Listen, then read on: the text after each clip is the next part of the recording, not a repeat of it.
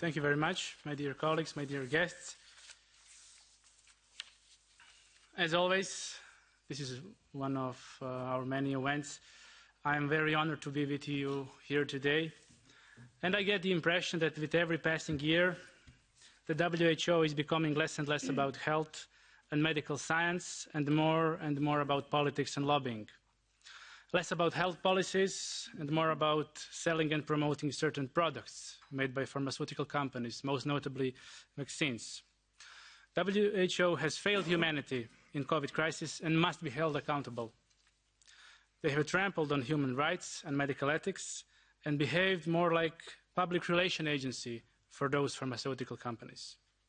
WHO is corrupt, and it is more corrupt the higher in hierarchy in the organization structure you go. Many of the employees, including top jobs, are linked to private interests following the principle of revolving doors. As you know, WHO is heavily dependent on private donors, such as Bill and Melinda Gates Foundation, Bloomberg Foundation, and Rockefeller Foundation. And of course, WHO is also dependent on big pharmaceutical companies that have a seat on governance board of Gavi. Gavi is another top financial contributor to WHO.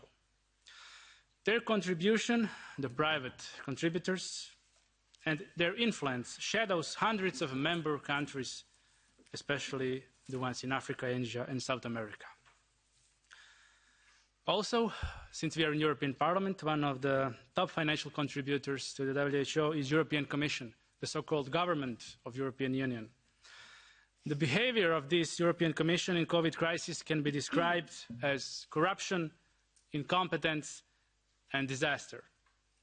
Can you imagine that the one person who arranged everything with Pfizer and also other pharmaceutical companies, Ursula von der Leyen, the president of the Commission, was protected by her political group and never came to a committee hearing to answer some very important questions, questions that deal with billions of euros and hundreds of millions of citizens. No, she never came to that hearing. She avoided it. But then they said, all right, there won't be any hearing in the COVID committee, the special committee. We'll make our own hearing in the bureau, in the presidency of the parliament. But in the end, not even that happened. Not even this tiny piece of smoked and mirrored transparency happened. So not even this event that was supposed to happen behind closed doors ever happened. Is this democracy? Is this transparency? It is not. It is not. And the final report of the COVID committee even failed to report in a proper way on this first step of problems that we had during COVID crisis, and this is transparency. Even on that first step, it failed to deliver. This pandemic treaty that we speak of is nothing more than an attempt by WHO to get more power, more control, and more money. They want to take health policy from sovereign nations to a centralized body, globalist, bureaucratic body, technocratic body. That's not what we want. That's not what I want. This is not why I'm here. I want these policies to remain and to be made at home in our national institutions.